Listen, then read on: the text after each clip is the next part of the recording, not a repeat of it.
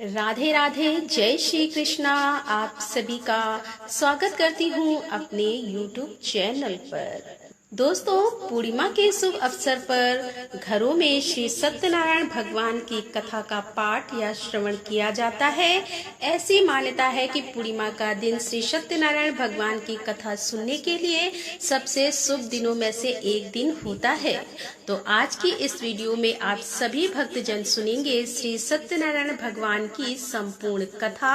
हम सभी भक्त मिलकर भगवान श्री गणेश जी का ध्यान करते हुए और श्री सत्यनारायण भगवान के श्री चरण कमलों का स्मरण करते हुए आज की इस कथा का शुभारंभ करते हैं। तो प्रेम से बोले श्री सत्यनारायण भगवान की जय। तो दोस्तों, सुनते हैं पहला अध्याय। एक समय नैमिषारण्य तीर्थ में सौनक आदि सभी ऋषियों और मुनियों ने पुराण शास्त्र के विज्ञाता श्री सूत जी महाराज से पूछा कि हे महामुनि, किस व्रत अथवा तपस्या से मनोवांछित फल प्राप्त होता है, उसे हम सब सुनना चाहते हैं। तब श्री सूत जी बोले कि इसी प्रकार देव ऋषि नारद जी के द्वारा भी पूछे जाने पर भगवान श्री कमलापति जी ने उनसे जैसा कहा था मैं उसे कह रहा हूँ।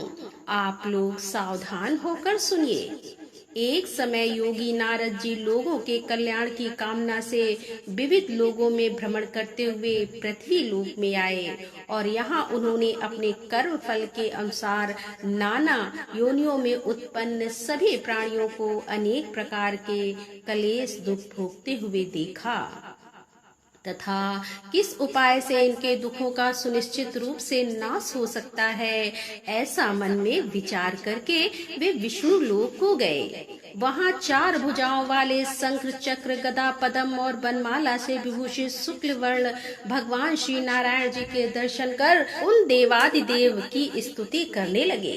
देव ऋषि नारद जी बोले कि हे वाणी और मन से परे स्वरूप वाले अनंत शक्ति संपन्न आदि मध्य और अंत से रहित निर्गुण और सकल कल्याणमयी नष्ट करने वाले परमात्मा, आपको मेरा नमस्कार है।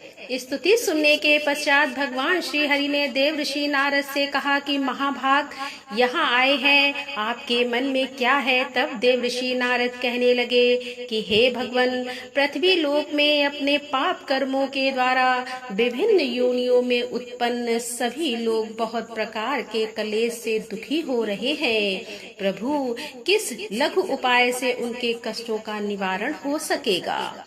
यदि आपकी कृपा मेरे ऊपर हो तो वह सब मैं सुनना चाहता हूँ। आप कृपा पूर्वक यह सब मुझे बताएं।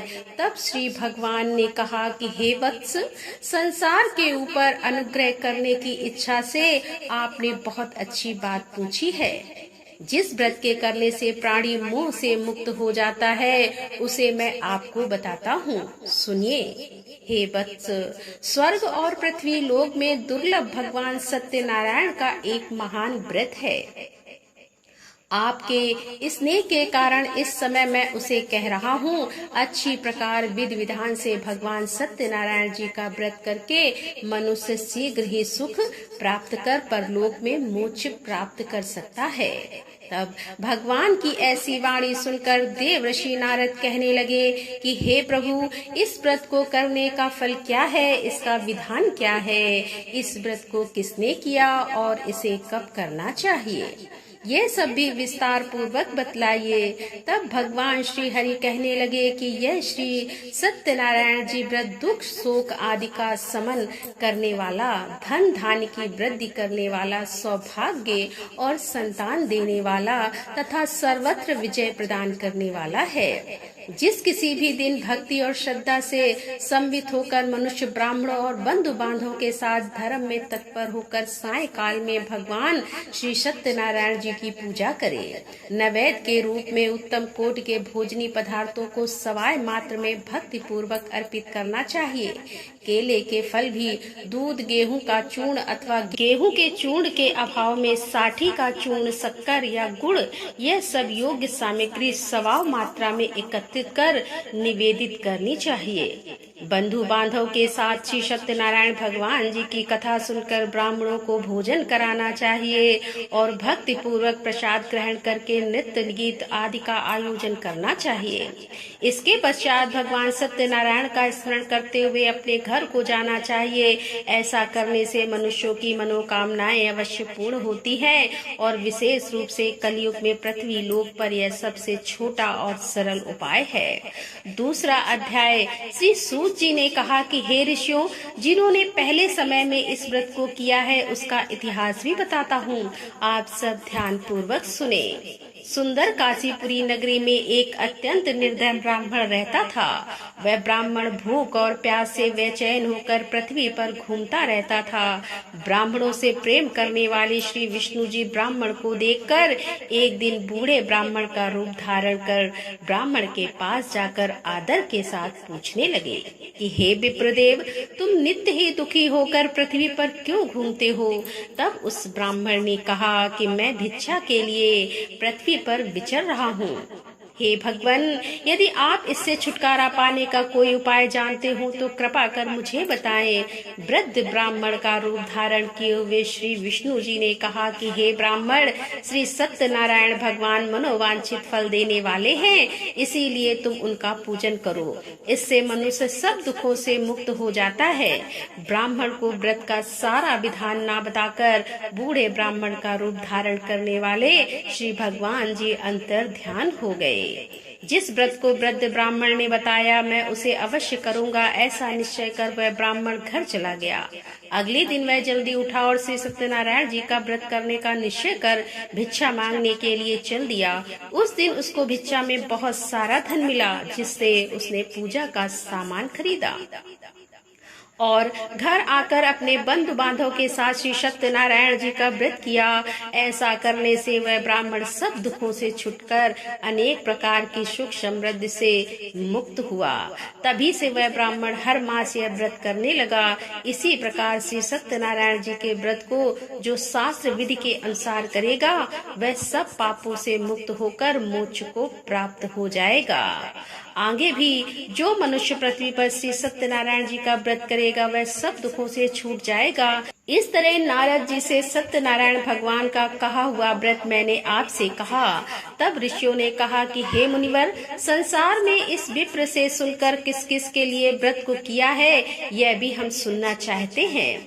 तब श्री सूत जी महाराज कहने लगे कि मुनियों, जिस जिस प्राणी ने इस व्रत को किया है उन सब की कथा भी सुनो। एक समय वह ब्राह्मण धन और ऐश्वर्य के अनुसार बंधु बांधव के साथ व्रत पूजन कर रहा था कि उसी समय एक लकड़हारा आया। उसने लकड़ियां वहां पर रख दी और ब्राह्मण के घर में चला गया।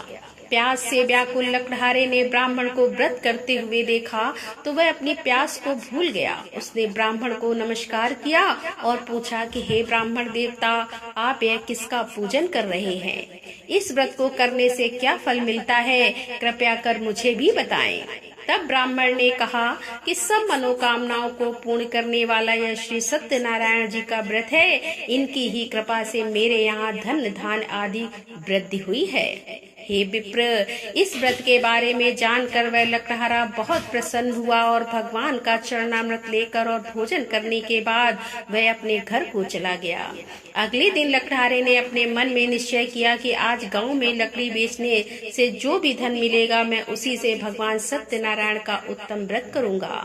ऐसा मन में विचार कर वह लकड़हारा लकड़ियां लेकर अपने सिर पर रखकर जिस नगर में धनवान लोग रहते थे वहां चला गया। उस दिन लकड़हारे को लकड़ियों के बदले चौगुना दाम मिले। अब वह बूढ़ा लकड़हारा बहुत प्रसन्न होकर पके केले, शक्कर, शहद, घी, दूध, दही और गेहूं का चूर्ण इत्यादि श्री सत्यनारायण भगवान के व्रत की सभी सामग्री लेकर अपने घर आ गया। फिर उसने अपने बंधु बांधवों को बुलाकर विधि विधान के साथ भगवान की पूजा और व्रत किया। उस व्रत के प्रभाव से वह बूढ़ा लकड़हारा धन पुत्र आदि से युक्त हुआ और संसार के समस्त सुख भोग कर बैकुंठ को चला गया। तो अब सुनते हैं तीसरा अध्याय। श्री सूत जी ने कहा कि हे श्रेष्ठ मुनियों, अब एक और कथा कहता हूँ। पूर्व काल में उल्का मुख नाम का एक बुद्धिमान राजा था। वह सत्य वक्ता और जितेंद्री था। प्रतिदिन मंदिरों में जाता और गरीबों को धन देकर उनके कष्ट दूर किया करता था। उसकी पत्नी सुंदर और सती साध्वी भद्रशालाता नदी के तट पर वह उन दोनों ने श्री सत्यनारायण भगवान जी का व्रत किया। साधु नामक एक वैश्य राजा को व्रत करते देखकर उनसे पूछने लगा कि हे राजन, भक्ति युक्त मन से आप यह क्या कर रहे हैं? मेरी सुनने की इच्छा है। तब महाराज उल्कामुख ने कहा कि हे साधु वैश्य, मैं अपने बंधु बांधवों के साथ संतान प्राप्ति के लिए महाशक्तिमान सत्यनारायण भगवान जी का व्रत और पूजन कर रहा हूँ। तब उसने कहा कि हे राजन, मुझे भी इस सब का विधि विधान बताइए। मैं भी आपके कहे अनुसार इस व्रत को करूँगा और मुझे कोई संतान नहीं है और मुझे विश्वास है कि इससे निश्चय ही मेरे यहाँ भी संतान होगी। राजा से सब विधान सुनकर व्यापारी ने निर्भीत होकर वह वैश्य खुशी खुशी अपने घर आ गया। वैश्य ने अपनी पत्नी लीलावती से संतान देने वाले उस व्रत का समाचार सुनाया और निश्चय किया कि जब हमारे यहाँ संतान होगी तब मैं भी इस व्रत को करूँगा। एक दिन उसकी पत्नी लीलावती सांसारिक धर्म में प्रवृत्त होकर गर्भवती हो गई। उसने एक सुंदर कन्या को जन्म दिया। कन्या का नाम कलावती रखा गया। इसके बाद लीलावती ने अपने पति को याद दिलाया कि आपने जो भगवान का व्रत करने का संकल्प लिया था, अब आप उसे पूरा कीजिए। साधु वैश्य ने कहा कि हे प्रिय, मैं कन्या के विवाह पर इस व्रत को अवश्य करूंगा। इस प्रकार अपनी पत्नी को आश्वासन देकर वह व्यापारी व्यापार करने लगा और काफी दिनों के बाद वह लौटा तो उसके नगर में सखियों के साथ अपनी पुत्री को खेलते देखा। वैश्य ने तुरंत कलावती के लिए एक सुयोग वर की तलाश की। कंचन नगर में एक सुयोग वणिक पुत्र से अपने बंधु बांधव सहित प्रसन्न मन से अपनी पुत्री का विवाह उसके साथ कर दिया। वैश्य विवाह के समय भी सत्यनारायण भगवान का व्रत करना भूल गया। इस पर श्री सत्यनारायण भगवान की लीला हुई और अपने कर्म में कुशल साधु नामक वैश्य अपने जमाता सहित नाव को लेकर व्यापार करने के लिए समुद्र के समीप स्थित रत्न सारपुरिया का धन चुराकर भाग जा रहा था। राजा के दूतों को अपने पीछे आते देखकर चोरों ने घबराकर राजा के धन को उनकी नाव में रखा और भाग गए। जहाँ ससुर और जमाई थे, राजा के दूतों ने जब धन को उनकी नाव में रखा देखा तो पकड़कर राजा के पास जाकर कहने लगे कि महाराज, हम ये दो चोर पकड़कर लाए हैं, आप आज्ञा दीजिए। राजा ने कारागार में डालने की आज्ञा दे दी। इस प्रकार राजा की आज्ञा से उनको कठिन कारावास में डाल दिया गया तथा उनका सारा धन भी ले लिया गया। सत्यनारायण भगवान जी की लीला के अनुसार साधु वैश्य की पत्नी लीलावती और पुत्री कलावती भी घर पर बहुत दुखी हुई और उनके घर में रखा हुआ सारा धन चोर चुरा कर ले गए। एक दिन शारीरिक और मानसिक पीड़ा से और भूख प्यास से अति दुखित होकर भोजन की चिंता में कलावती एक ब्राह्मण के घर गई। उसने श्री सत्यनारायण भगवान का व्रत होते देखा। उसने कथा सुनी और प्रसाद ग्रहण कर रात को घर आई। तब माता ने कलावती से पूछा कि हे पुत्री, तू अब तक कहाँ रही और तेरे मन में क्या है? तब कलावती कहने लगी कि हे माता, मैंने श्री सत्यनारायण भगवान का व्रत होते देखा है। तब कलावती वचन सुनकर लीलावती ने सत्यनारायण भगवान जी के पूजन की तैयारी की। उसने परिवार और बंधु बांधव सहित मिलकर श्री सत्यनारायण भगवान जी का पूजन और व्रत किया और मनोकामना मांगी कि मेरे पति और दामाद शीघ्र ही घर लौट आए। साथ ही उनसे प्रार्थना भी की कि हे प्रभु, हम सबके अपराध क्षमा कीजिए। श्री सत्यनारायण भगवान जी इस व्रत से संतुष्ट हो गए। उन्होंने राजा चंद्रकेतु को स्वप्न में दर्शन देकर कहा कि हे राजन, जिन दोनों वैश्य को तुमने बंदी बना रखा है वे निर्दोष है, उन्हें प्रातः काल ही छोड़ देना। राजा से ऐसा कहकर भगवान अंतर्ध्यान हो गए और प्रातः काल राजा चंद्रकेतु ने सभा में सभी को अपना स्वप्न सुनाया और सैनिकों को आज्ञा दी कि दोनों को कारागार से मुक्त कर सभा में लाया जाए। दोनों ने आते ही राजा को प्रणाम किया। तब राजा उनसे कहने लगा कि हे महानुभाव, तुम्हें अज्ञानतावश ऐसा दुख हुआ है, अब तुम्हें कोई भय नहीं है, अब तुम दोनों मुक्त हो। ऐसा कहकर राजा ने उन्हें नए नए वस्त्र आभूषण दिए और उनका जितना धन लिया था उसे दोगुना कर उन्हें आदर और सम्मान से विदा कर दिया। चौथा अध्याय। श्री सूत जी ने कहा कि वैश्य और उसके जमाई ने मंगलाचार करके यात्रा आरंभ की और अपने नगर की ओर चल पड़े। थोड़ी ही दूर आगे बढ़े थे कि एक दंडी वैश्य श्री भगवान जी उन्हें मिले और उनसे पूछने लगे कि हे वैश्य, तेरी नाव में क्या है? अभिमानी बड़ी हंसता हुआ कहने लगा कि दंडी, आप क्यों पूछते हैं? क्या धन लेने की इच्छा है? मेरी नाव में तो बेल और पत्ते भरे हैं। वैश्य के कठोर वचन सुनकर दंडी रूप ने भगवान ने कहा, तुम्हारा वचन सत्य हो। ऐसा कहकर वे वहां से कुछ दूर जाकर समुद्र के किनारे बैठ गए। दंडी महाराज के जाने के पश्चात वैश्य नित्य कथा से निर्वित होने के बाद जब नाव को ऊंची उठी देखा तो बड़ी हैरानी हुई और नाव में बेल पत्ते आदि देखकर मूर्छित होकर जमीन पर गिर पड़ा। होश आने पर अत्यंत शोक प्रकट करने लगा। तब उसकी जमाई ने कहा, पिताजी आप शोक ना करें, यह दंडी महाराज का ही काम है, अतः उनकी शरण में ही हमें चलना चाहिए, तभी हमारी मनोकामना पूरी हो सकेगी। जमाई के वचन सुनकर दंडी महाराज के पास पहुंचा और भक्ति भाव से उन्हें प्रणाम करके कहने लगा कि हे प्रभु, मैंने जो आपसे असत्य वचन कहे थे उनके लिए मुझे क्षमा कर दीजिए। ऐसा कहकर वैश्य रोने लगा। तब दंडी भगवान बोले कि हे बड़े पुत्र, मेरी आज्ञा से ही तुझे बार बार दुख प्राप्त हुआ है, क्योंकि तू मेरी पूजा से विमुख हुआ है। तब उसने कहा कि हे भगवान, आपकी माया से ब्रह्म देवी आपकी पूजा करूंगा, कृपया मेरी रक्षा कीजिए और पहले के समान मेरी नौका को धन से भर दीजिए। उसके इस प्रकार भक्ति युक्त वचन सुनकर सत्यनारायण भगवान प्रसन्न हो गए और उसकी इच्छा के अनुसार वरदान देकर अंतर ध्यान हो गए। तब ससुर और जमाई दोनों ने नाव पर आकर देखा कि नाव तो धन से भरी हुई थी। फिर वह भगवान सत्यनारायण जी का पूजन कर अपने जमाई सहित अपने नगर की ओर चल पड़ा। जब वह अपने नगर के निकट पहुंचा तब उसने एक दूत को अपने घर भेजा कि दूत ने वैश्य के घर जाकर उसकी पत्नी को नमस्कार किया और कहने लगा कि आपके पति अपने दामाद सहित इस नगर के समीप आ गए हैं। लीलावती और उसकी कन्या कलावती उस समय भगवान का पूजन कर रही थी। दूत का वचन सुनकर साधु की पत्नी ने बड़े हर्ष के साथ सत्यदेव का पूजन पूर्ण किया और अपनी पुत्री से कहने लगी कि मैं अपने पति के दर्शन को जाती हूँ, तू भी पूजा समाप्त कर शीघ्र आ जाना।